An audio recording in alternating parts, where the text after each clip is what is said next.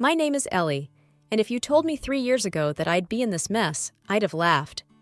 3 years, that's all it took for my life to turn from a romantic comedy into some daytime soap opera. It started with Jake, my husband, or as I now like to call him, the man-child I married. We met at a friend's barbecue, and he was the life of the party. Always smiling, always easygoing. Or so I thought. The wedding was a dream, but dreams end, and reality hits hard. I remember the first time I asked him to cook something, and he looked at me like I'd asked him to solve a math equation. "Ellie, babe, you know I can't cook," he said, with that sheepish grin that I mistook for charm. "But Jake, you've got to learn. I can't cook every night," I replied, trying to keep my cool. "I can barely make toast, Ellie. Why change now?" He shrugged, and that was that. And so it went. I'd come home from work, tired from the day, hoping for a moment to relax. But instead, I'd find Jake, on the couch, controller in hand, waiting for me to serve dinner like some 1950s housewife. I worked my way up in the company, aiming for that promotion. It was hard, but I thought at least I had Jake's support. When I found out I was pregnant, I was over the moon and terrified. I thought maybe this would make Jake step up, but even that was like hoping for a snowstorm in July. We had Ava, our little bundle of joy and love. She was the best thing that ever happened to me, and I thought to us. But Jake, well, he thought differently. "You know, you make more money than me. It makes sense for you to go back to work," he said one evening as we sat exhausted on the couch, Ava finally asleep. I looked at him, really looked at him, and I realized I was the only adult in the house. "Jake, being a stay-at-home dad means actually doing things at home, you know?" He just nodded, eyes already drifting back to his game. Yeah, I got it." But he didn't got it. Not really. His mom, bless her, would come over to help, actually to do his job.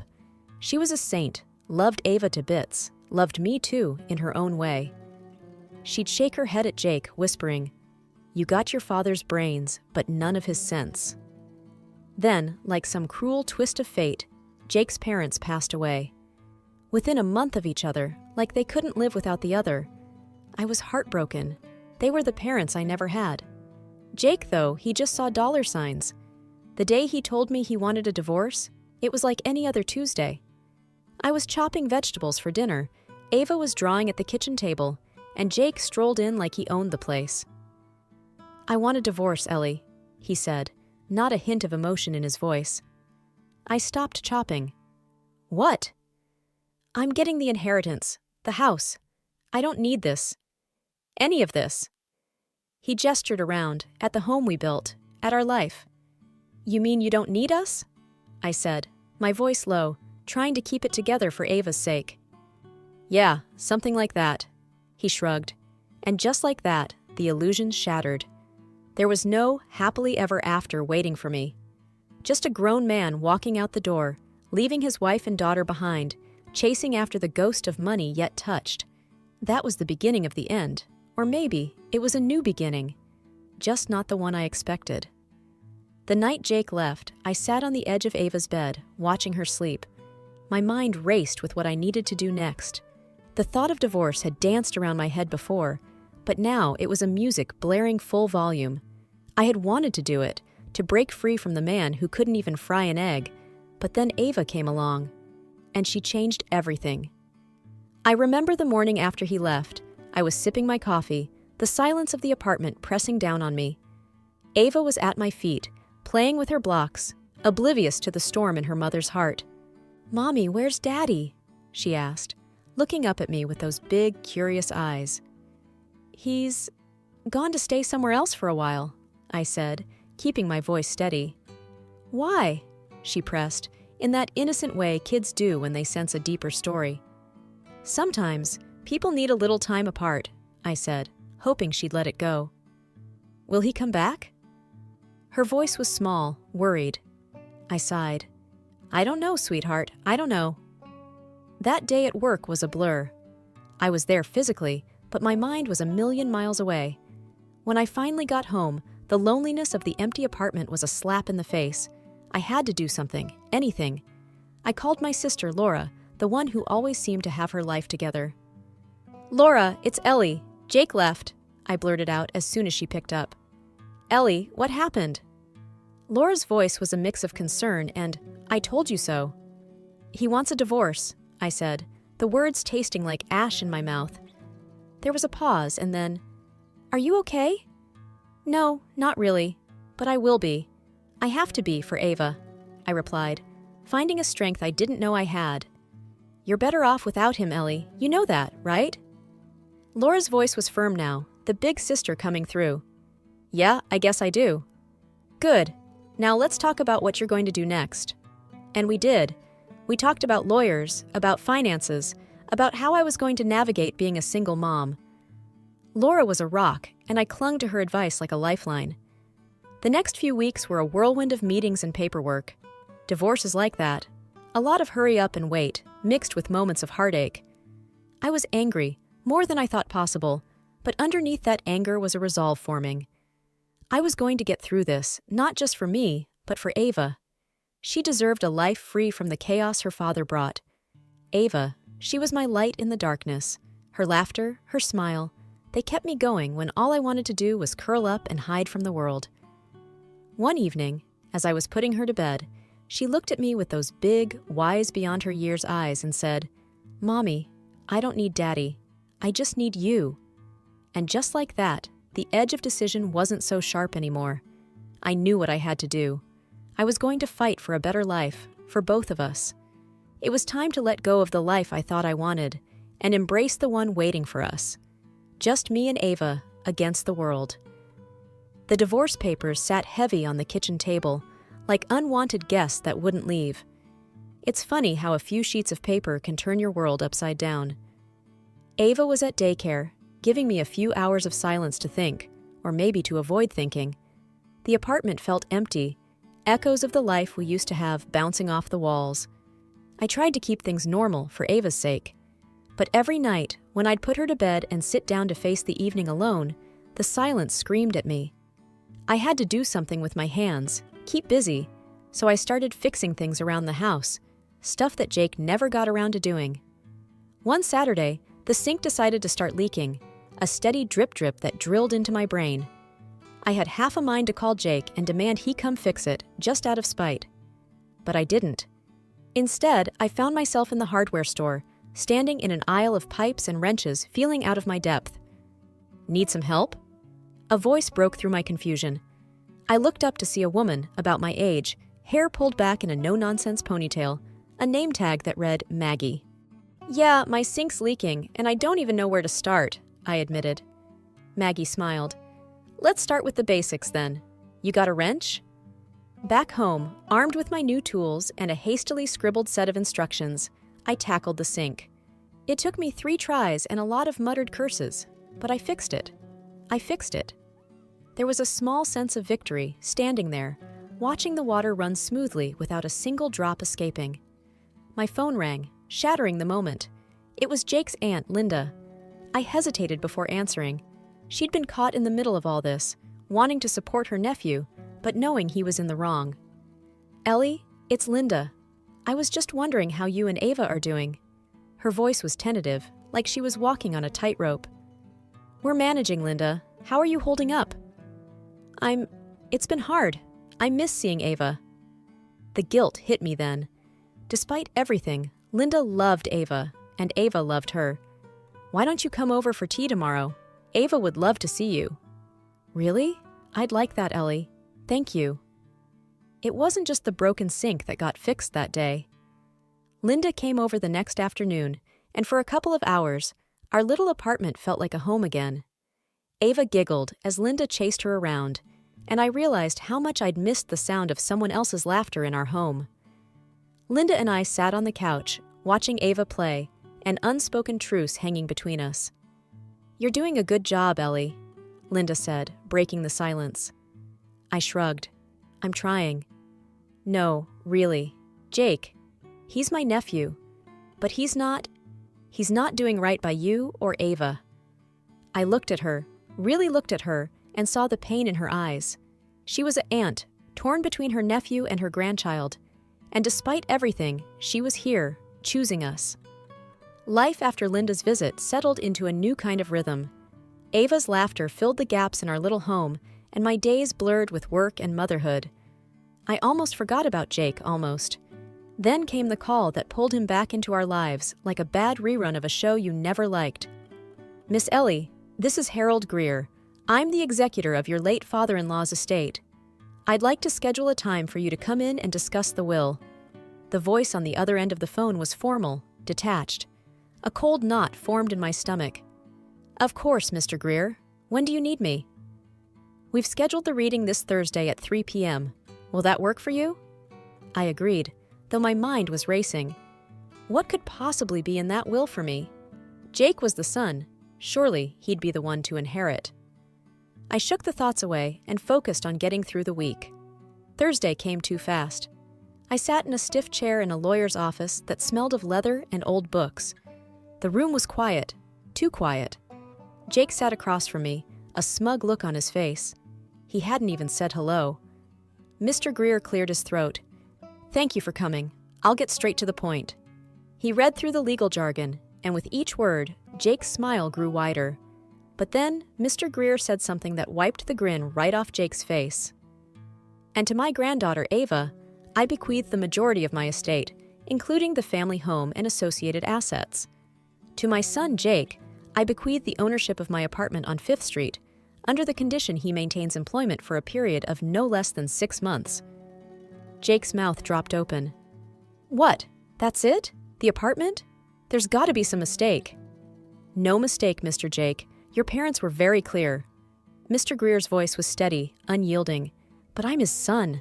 I'm supposed to get everything." Jake's voice was rising, a temper tantrum brewing. "Your father believed in hard work, Jake.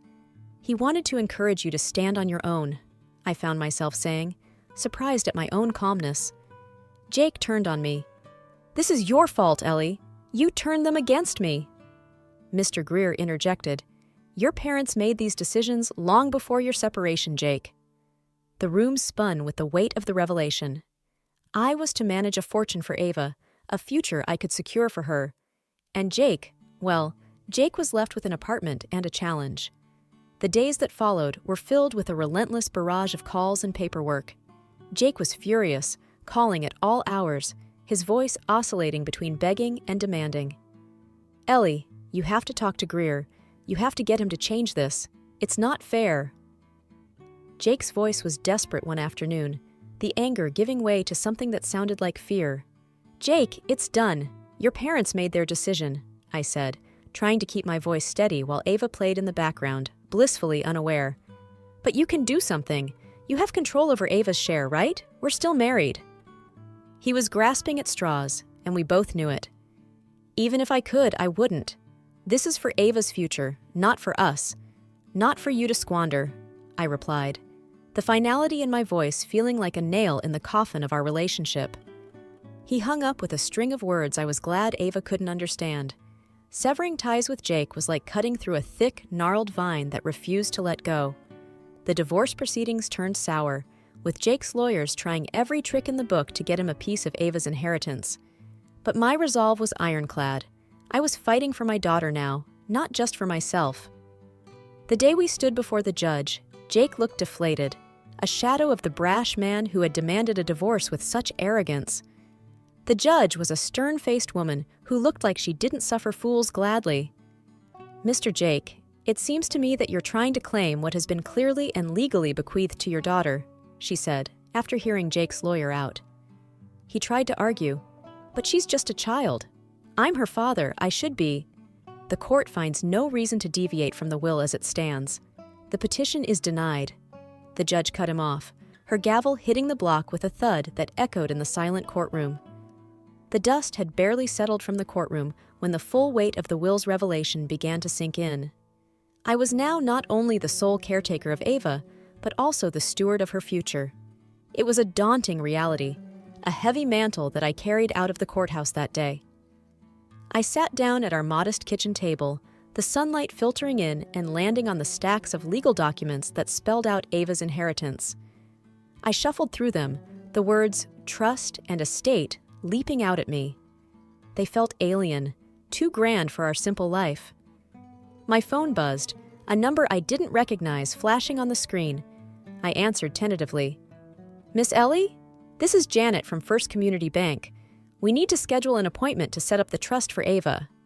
"Right, of course. When would be a good time?" I replied, feeling out of my depth. "How's Monday at 10 a.m.? We can go over everything and make sure you're comfortable with the process." Janet's voice was kind, reassuring. "Monday at 10 it is," I confirmed, a small part of me still in disbelief. Monday's meeting was a marathon of signatures and notaries, of terms like fiduciary and beneficiary. Janet was patient, walking me through each step. "You're doing a great thing for your daughter, Miss Ellie. This will secure her future," she said as we wrapped up. I smiled, a mix of pride and nervousness bubbling within. I just want to do what's best for her. That evening, as I watched Ava play, her innocence and joy untouched by the complexities of adult life, my phone rang again. It was Jake. "Ellie, can we talk?" His voice was subdued, almost unrecognizable. "Jake, I'm really busy with Ava right now. Can it wait?" I replied, not ready to let him disturb our peace. "It's about the inheritance and the apartment. I need some advice," he admitted, and I could hear the struggle in his words. I hesitated, then sighed. "Okay, Jake, what's going on?" "I'm thinking of selling the apartment. I don't know what to do," he said, and I could picture him running his hands through his hair in frustration. "Jake, that might not be a bad idea, but make sure you get some good advice on how to manage the money. Maybe put some aside for Ava, for the future." There was silence on the line for a moment. I hadn't thought of that. Thanks, Ellie. The calm before the storm. That's what life felt like in the weeks following the establishment of Ava's trust. The small oasis of peace was shattered one Tuesday morning when a process server showed up at my door with papers that screamed legal turmoil. I thumbed through the documents, each page a punch to the gut. Jake was contesting the will again, claiming that as Ava's father, he deserved a portion of the inheritance to ensure her well-being, in his hands. My hands shook with a cocktail of anger and fear as I dialed my lawyer's number. "Michael, it's Ellie. He's doing it again. He's suing for a part of Ava's inheritance," I said, trying to keep my voice from cracking. Michael's voice was a steady force. "Ellie, we knew he might pull something like this. We're ready. We'll fight this, and we'll win, just like last time." I took a deep breath, trying to absorb some of his confidence. "What's our next step?" "We meet, we plan, and we protect what Ava's grandparents wanted for her," he replied. The legal wrangling felt like a twisted game, one where Jake played the victim, pushed into a corner by life's unfairness. But this wasn't a game. This was my daughter's future. In court, Jake's lawyer painted a picture of a father sidelined from his daughter's life, cut off from the means to care for her. "Your Honor, my client merely seeks to provide for his daughter in a manner befitting the legacy left by her grandparents," the lawyer said, gesturing towards Jake with practiced sympathy. The judge turned to me. "Miss Ellie, do you wish to respond?" I stood, my legs firm despite the butterflies. "Your Honor, everything that has been done is in the best interest of my daughter, as outlined by her grandparents. Their wishes were clear, and I intend to honor them." The judge nodded, her gaze flicking between me and Jake. "I will review the case and render my decision. We're adjourned." Days later, the decision came down. The will would stand as it was. Jake's claims were dismissed. I called Linda to tell her the news, her voice weary when she answered. "We won, Linda." "The judge sided with us again," I said. There was a pause, a heavy sigh. "I'm glad, Ellie. It's what my brother wanted, for Ava to be taken care of." I hung up the phone and watched Ava, her brow furrowed in concentration as she colored. This little girl, unaware of the battles being fought in her name, was the reason I'd weather the storms. And as the legal clouds cleared, I promised myself that I'd build a life for her so full of love and stability that no amount of turmoil could shake her foundation. Months had passed since the court upheld the will, and life had settled into a new, more peaceful pattern. The legal turmoil was behind us, and ahead lay the open road of new beginnings. I was sitting on the porch, the evening sun painting the sky in shades of orange and pink when Ava came bouncing out, her hair in pigtails and a grin on her face. "Mommy, look what I drew at school today," she exclaimed, thrusting a piece of paper into my hands. It was a drawing of the two of us, holding hands under a big, bright sun. "It's beautiful, Ava," I said, my heart swelling with love for this little person who had been my rock through the storm.